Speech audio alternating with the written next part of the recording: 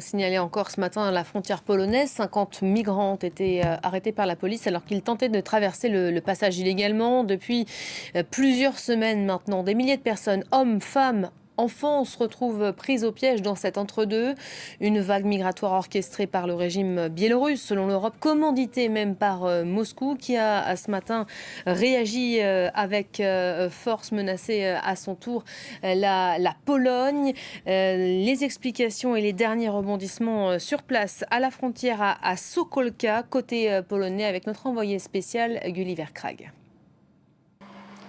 Selon le ministre de la Défense polonais, Mariusz Błaszczak, le très grand groupe de migrants qui était amassé près du point de passage de Kuźnica, à environ 16 km d'ici, de l'autre côté de la frontière biélorusse bien sûr, n'a pas pu traverser la frontière et se serait en partie dissipé et tenterait en plus petits groupes de passer la frontière à d'autres endroits, ce que le ministre de la Défense, bien sûr, assure que la Pologne résistera. Le terme qu'il utilise pour parler de ces tentatives de passer la frontière, c'est des attaques. Et on comprend comment cette rhétorique belliqueuse du gouvernement polonais est reçue par les habitants locaux, l'électorat du PiS dans ces régions de l'Est où le gouvernement nationaliste reste très populaire. Ce matin, je parlais aux habitants de Sokolka qui faisaient état de leur peur, qui disaient « ces migrants vont nous tuer, qu'on est attaqué ». C'est l'impression qu'une partie de la population polonaise a, en tout cas. Mais bien sûr, on a aussi parlé à des travailleurs humanitaires qui, eux, ont simplement horreur de l'attitude prise par le gouvernement polonais, pensent que le gouvernement devrait prendre une attitude beaucoup plus humanitaire. Ces travailleurs humanitaires nous ont dit aussi qu'ils n'ont pas reçu de géolocalisation de migrants qui avaient réussi à passer la frontière depuis 2 jours. Ils pensent que c'est du fait de cette grande concentration à côté du point de passage de Kuźnica par lequel ils n'ont pas pu passer, ce qui avait pendant un certain temps du moins diminué la quantité de tentatives de passer à d'autres endroits, mais ils pensent que ces tentatives de passer par plus petits groupes à d'autres endroits vont reprendre. Every time we came back to Belarusian borders, we asked them to take us to Minsk so we could get deported back to Lebanon. They said no. You have only 2 choices. Either you die here or you die in Poland.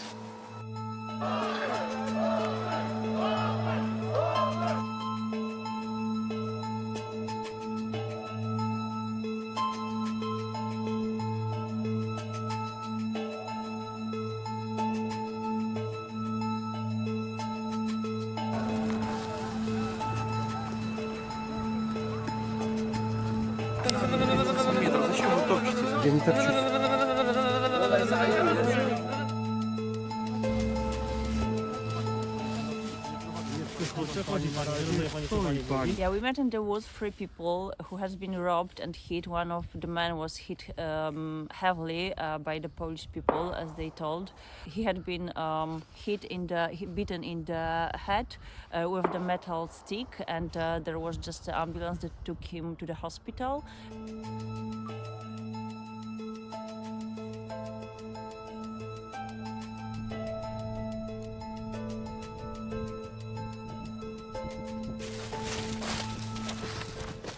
Po prostu widzimy tragedię tych ludzi. Przecież pomagamy tym ludziom, zabieramy ich, odwozimy do szpitali. Przecież szpital w Hajnówce, przecież to wszystko my dowoziliśmy tych ludzi. Przecież pomagamy im, zabieramy ich do siebie do ośrodka w życiu. Nikogo byśmy nie skrzywdzili, tak jak tutaj twierdzą osoby, że zabieramy ich kartę, ich bijemy. To jest naprawdę totalna nieprawda.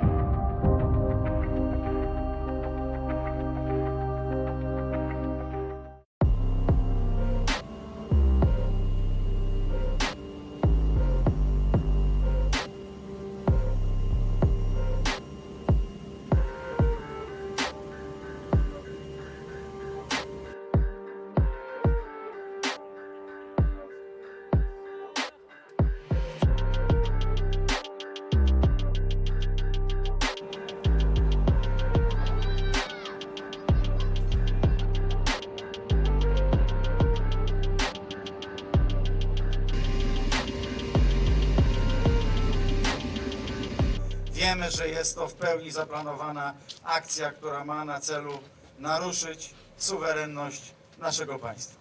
Dla nas to jest absolutnie jasne. Wiemy doskonale, że jest poszukiwanie słabych punktów.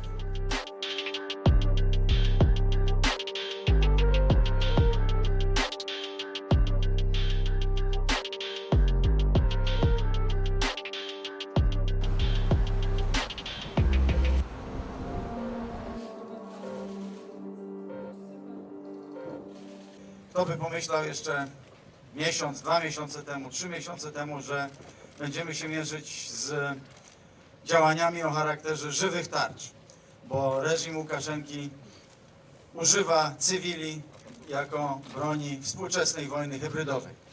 To, co widzimy dzisiaj, to nowe metody, które wy jesteście jednocześnie dla nas kluczowym bastionem, kluczową redutą, która ma bronić przed tymi nowymi metodami.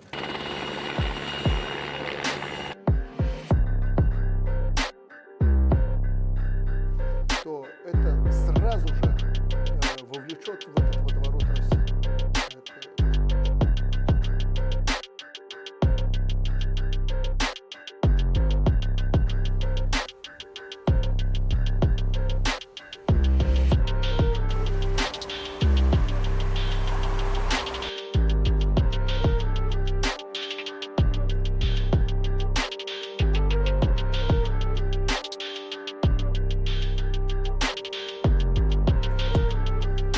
As long as the regime in Belarus refuses to respect its international obligations and commitments, undermines the peace and security of Europe, and continues to repress and abuse people seeking nothing more than to live in freedom, we will continue to pressure Lukashenko and will not lessen our calls for accountability.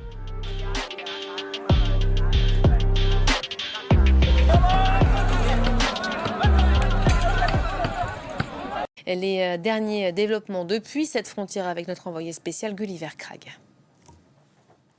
C'est à une quinzaine de kilomètres d'ici, près du point de passage de Kuznitsa, mais côté biélorusse de la frontière, que ces centaines de migrants, la plupart des migrants qui essayent en ce moment de passer cette frontière, ont passé la nuit, ils ont allumé des feux, ils ont planté des tentes, mais il fait extrêmement froid. Nous n'avons pas accès à la frontière même parce qu'il y a une zone d'état d'urgence qui a été déclarée, qui est fermée aux médias et aux travailleurs humanitaires aussi, mais il y a beaucoup de vidéos qui sortent et on voit très bien la très grande présence policière polonaise, pas seulement la police, mais aussi les forces armées qui ont été déployées pour empêcher ces migrants de passer. Et il est assez clair qu'ils les ont aussi assez bien empêchés de dormir, puisqu'il y avait des projecteurs de partout pour illuminer le paysage, les dissuader d'essayer de tenter de passer pendant la nuit, je suppose, et aussi des haut-parleurs qui leur envoyaient des messages en disant de ne pas essayer de passer. Mais le fait est que ces migrants n'ont pas beaucoup de choix puisque les Biélorusses ne les laissent pas faire marche arrière non plus. Il y a les gardes frontières biélorusses de l'autre côté bien déterminés à essayer de les forcer de passer en Pologne. Des renforts militaires ont été dépêchés le long de la frontière avec le Bélarus. La Pologne redoute une escalade de la situation. Des milliers de migrants se massent dans cette zone aux confins de l'Union européenne. Dans un froid glacial, un campement de fortune a été installé. Certains ont pris d'assaut la clôture de barbelés mise en place fin août par les autorités polonaises. Les forces du ministère de l'Intérieur et des soldats ont réussi à stopper la première tentative de passer la frontière en masse, a assuré sur Twitter le ministre polonais de la Défense. Varsovie et plus généralement l'Union européenne accusent le président Loukachenko d'orchestrer l'arrivée de ces migrants en réponse aux sanctions européennes contre son régime. 3 à 4 000 personnes se trouvent à proximité directe de la frontière polonaise, a indiqué le porte-parole du gouvernement polonais. Dans tout le Bélarus, plusieurs milliers de personnes sont prêtes à franchir la frontière. Dans le même temps, nos services nous informent que des transports en provenance des pays arabes sont organisés en permanence, ce qui entraîne une augmentation du nombre de personnes séjournant au Bélarus et qui tenteront ensuite de franchir la frontière polonaise. L'instrumentalisation des migrants dans un but politique est inacceptable, a dénoncé la présidente de la Commission européenne. Ursula von der Leyen appelle les États membres à donner leur feu vert à l'extension des sanctions contre Minsk. Elle souhaite même sanctionner les compagnies aériennes de pays tiers qui acheminent les migrants au Bélarus.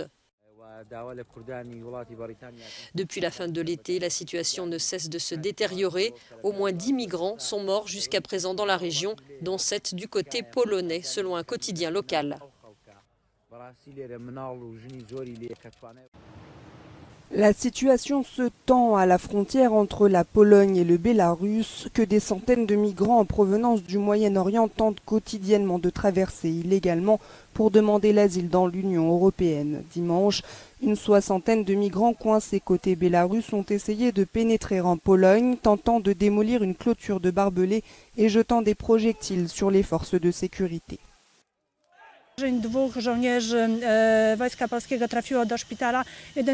Deux soldats de l'armée polonaise ont été hospitalisés, rapporte cette porte-parole des gardes frontières polonais.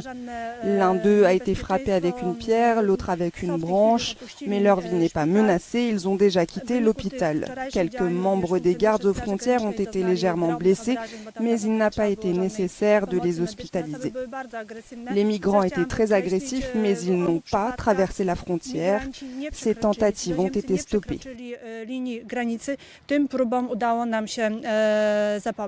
Depuis l'été, parmi les milliers de migrants qui ont tenté de traverser la frontière, une demi-douzaine sont morts. La Pologne a décidé d'envoyer 2500 soldats de plus, portant à 10 000 le nombre de militaires déployés. Varsovie a imposé l'état d'urgence dans la zone et envisage la construction d'un mur. S'ils ouvrent la frontière, tant mieux. Mais s'ils n'ouvrent pas, on restera ici jusqu'à en mourir.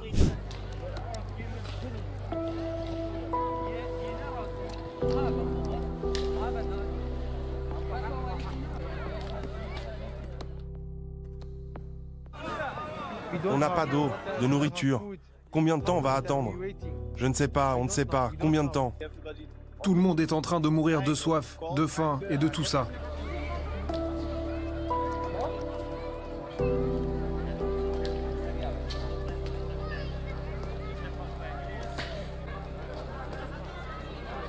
C'est un trajet qui a été organisé par la Biélorussie, par le gouvernement de Loukachenko. En fait, ils ont des visas touristiques proposés par la Biélorussie actuelle qui les font venir et ensuite qui les massent contre les frontières européennes. L'intérêt du président bélarusse, c'est de se venger des sanctions européennes. L'Union européenne a émis des sanctions à l'égard de la Biélorussie depuis l'élection truquée d'Alexandre Loukachenko l'année dernière, en août dernier.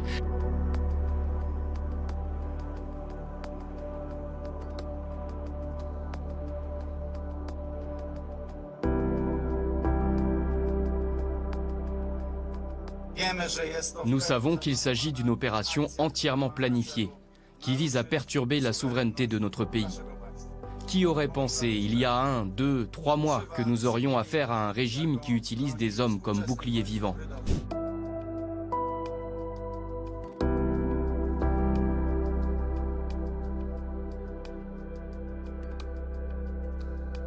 Le chantage politique subi par l'État biélorusse continue.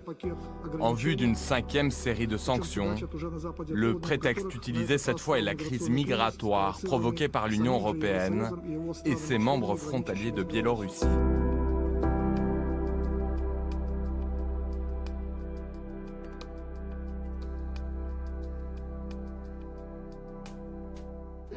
Nous avons augmenté les volumes de gaz naturel qui transitent par la Biélorussie. Le gazoduc Yamal-Europe est plein. Nous chauffons l'Europe et ils menacent de fermer la frontière. Et qu'est-ce qui se passerait si nous coupions le gaz naturel qui va là-bas ?